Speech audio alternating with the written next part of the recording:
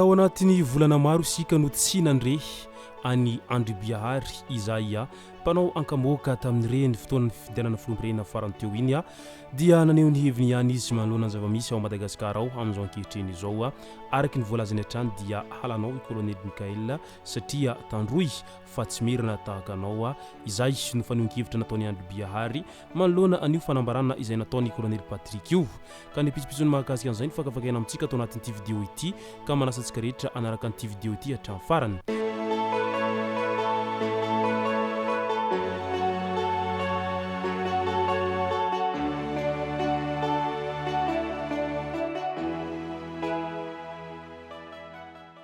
Ny tonga tsy miaraba hono na mantesitra ka dia faly miaraba isika rehetra mpanaraka tsy tapaka an'ity chaîne ity tenako amin'ity androandroany ity araky n'izay efa natsipiko zay dia ny fanambarany andriamatoa Andry Biahary no tena iompanantsika atao anatin'ity vidéo ity fa milohan'izay dia andao aloha resantsika ireto tsara ho fantatra manaraka ireto. Manakara zaza tombanana ho 4 taona tratra namaky trano efa inefatra ny gadra ary vao nivoaka ny fonja ity zazakely izay tombanana 4 taona ity no tratra namaky trano noho izao indray tao Manakara ity. Betsaka ireo miantsiantso hoe darohy mafy vonohy ho faty amin'izay ho fay ihany. Olon-kendray anefa naneho hevitra fa ravitra misy eto Madagasikara izay mampahantra ny vahoaka no fototry ny olana tsy misy ny fiahina ireo sahirana ianareo izay maniry ny hamono azy ireo tsy mbola niaina izany hoe fasahiranana izany mbola tsy nahita izany mosary na kere izany ka manome tsiny azy voateraka ianareo dia misakafo ara-dalàna mandeha mianatra amin'ny sekoly tsara ary miaraka amin'ny bus scolaire ho hiatrany ny fanehoan-kevitra ny olona manoloana an'ity zazakely izay tratra namaky trano ity sahady mafy ny manjoy ireo sahirana raha tsy mipakeny fotony izao fanavaozana izay misy ao Madagasikara izao. Manoloana ny politika misy ao Madagasikara amin'izao dia naneho hevitra indray ny influenceur malagasy izay monina sy mipetraka any Maurice any ary nilaza mazava tsara izy fa leo tanteraka ny politika misy amin'izao fotoana izao. Lasa ireo fatifatina ZNZ izay tsy fantatra avaiza no manao fanambarana te-baiko amin'ny raharam-pirenena ka no esorina ny Prime Ministre izay efa hita fa manao ny asany. Izao indray dia mahita ho resahana indray Kolonely Patrick kanefa niaraka teo ihany taloha. Leo tanteraka amin'ny politika ho hiatrany ny nambarany ambassadeur Gayos izay tovolahy influenceur ary mpaneho hevitra momba ny zava-misy amin'izao ankehitriny izao. Nambarany fa tokony gadraina ireo fatifatina ZNZ izay miforona eto sy roa nefa tsy nitokona sy tsy niara-nidina tena an-dalambe akory fa rehefa raikitra amin'izay zany amin'izao fandresena izao dia iny vao mipoitra avokoa amin'izay hoe ZNZ eto sy roa. Hafa ny namono ny voay dia hafa ny miravaka ny vanginy hoy ny sasany. Seny indray mpikambana maharitra misa 8 nametra-pialana. Nilaza ireo mpikambana misa 8 izay nametra-pialana eo anivon'ny seny ireo fa mba hahafahany fitondrana fanavaozana miroso malalaka amin'ny fanavaozana izay ho atao ao Madagasikara ao no anto fametra-pialana izy ireo ka ireto avy ireo izay nametra-pialana ireo. Andriamalazaray izay filoha lefitra voalohany, Jano izay filoha lefitra faharoa, Randrianarivona Antony Aina Atina izay filoha lefitra fahatelo, Fidimiafy Roger izay ampapakateny voalohany, Ralitera izay ampapakateny faharoa, Dama izay ampanolo-tsaina zokiolona, Ralaisoava Manjaka izay ampanolo-tsaina ihany koa ary Razafy Mamonjy izay ampanolo-tsaina ihany koa. Aorian'ny fahitan'ny aseseny fahabangana izy ireo dia hisy ny fandefasana taratasy amin'ireo rafitra izay tokony manana solotena eo anivon'ny seny.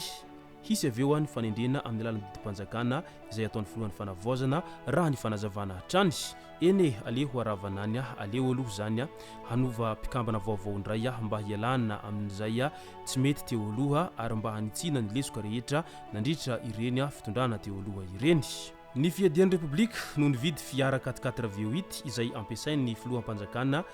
fa tsy misy idirany senatera Besoa izany hoy ny fanambarany sasany. Miazakazaka ny toetra rahampirenena manao fomba rehetra ahafahana manaratsy ny filohan'ny fanavaozan'ny Republika Malagasy ireo firongo ny mpitondra teo aloha sy ireo izay maniry hahazo fahefana ka hampanjaka ny centralisme ao Madagasikara ao. Taloha teo ny Premier Ministre lehibe ny gouvernemanta no naratsiana mafy izao indray fironona ireo fomba hanozongozonana sy hanosoram-potaka any Kolonely Mikaela mba hahatonga ny vahoaka hankahalazy azy. Voizina avokoa ireo karazana fanaratsiana sy izay mety hitondra fikorotanana ao Madagasikara ao mba tsy hatanteraka ny fanavaozana izay kasainy fitondrana hatao. Lazaina fa any senatera Besoa ilay fiara 4x4 blindé sy ny famantaranandro ny filohan'ny fanavaozana. Nandrangaranga izany sy tao anatin'ny horonan-tsara izay nataony ihany koa i Kolonely Patrick fa ireo compte fake no tena milaza mivantana ny tiany ambara. Nitondra fanazavana manoloana izany nytaliany kabinetra ny fiadinan'ny repoblika ny fanavaozana ramatoa Ontina Realy nambara ny fanovidiany fiadinan'ny repoblika ny fanavaozana tamin'ny tompony io 4x4 blindé occasion io rehefa nandray fitantanana ny firenena mantsy ny Kolonely Mikael Ranirina dia tsy nisy hita tao iavoloha sy tao ambohitsirotra intsony ireo fiara blindé rehetra izay nampiasain'ny firenena teo aloha noho ny hamehana na ny urgence dia tsy maintsy nirosy tamin'ny fividianana anio V8 blindé d'occasion io ny fiadinan'ny repoblika ny fanavaozana mba hahafahana miantoka ny fiarovana ny filoham-panjakana io hitantsika amin'ny sary io ny taratasy na procuration izay nataony ancien sénateur Besoa nanirahana olona iray izay nampafantatra tamin'ny fiadinan'ny repoblika ny fanavaozana ny tombam-bidin'io V8 blindé occasion io ho izy nilaza fa nanaraka ny fenitra amin'ny famoaham-bola am-panjakana ny fividianana anio fiara V8 izay ampiasain'ny filoha amin'izao fotoana izao io.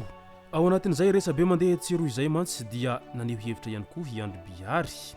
tsy nokianao rajoelina tamin'ny fiarany sy ny vidin'ny lamba izay nanaovany vadiny sy ny poketrany sy ny zanany izay moapampana ny vidiny nandritra ny fitondrana satria merina tahaka anao hoy nambarany atrany fa ny fiara sy famantaranandro anaovan'ny Kolonely Mikael izay filohampanjakana resahanao satria tandroy izy io ny fantanina izay napetrany ny anaranao tany amin'ny akmila very Kolonely Patrick fa tsy mananjo hanana fiara tsara sy famantaranandro tsara ny filohampanjakana tsy fantatrao na fanomezana na vola karamany ny vidianany famantaranandrony hoy atrany PDG Andry Biahary raha naneho ny heviny momba ny fanambarana izay nataony Kolonely Patrick nambarany fa nisy nanao fitarainana momba ny tany naliny karana ankeriny tokoa teny amin'ny Kolonely Patrick fa izy nitaky vola be izay 7 miliara tamin'ilay karana fa tsy nahazo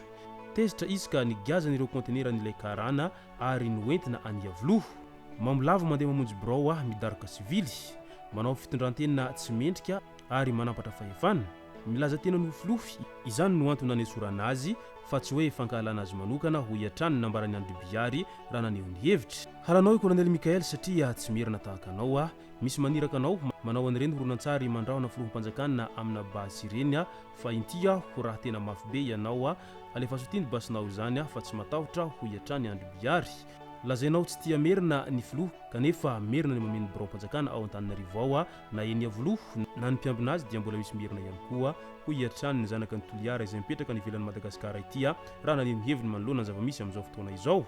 manao fanambarana avokoa izao karazan'olona rehetra izao kanefa tsy hita nandritra ny 40 taona izay nitondrany rajoelina hoy atrany izy raha namarana ny fanehoan-keviny tao anatin'izay zavamisy amin'izao ankehitriny izao zay eny io moa zany samy mahita ny zavamisy avokoa isika rehetra amin'izao fotoana izao fa ao moa ireo izay mahasahy miteny ary ao ihany koa ireo izay tsy mahasahy miteny manoloana ny zavamisy amin'izao ankehitriny izao fa aoka samby hijery avokoa isika rehetra fa tsisy hiankatra izany isika ao anatin'ny toedrara politika izay misy amin'izao ankehitriny izao izay no masaka azona rosy tao anatin'ity vidéo ity tompokilasy tompoko vavy misoratsika rehetra nanaraka an'ity vidéo ity hatramin'ny farany azadino ny milaiky ny vidéo antsika ary tsy rovoatra ny miabone amin'ny chaîne antsika mba fanareo manaraka tsy tapaka ny vidéo izay lefa nahito sanandro tompokilasy tompoko vavy mankasitraka dia mirarisoa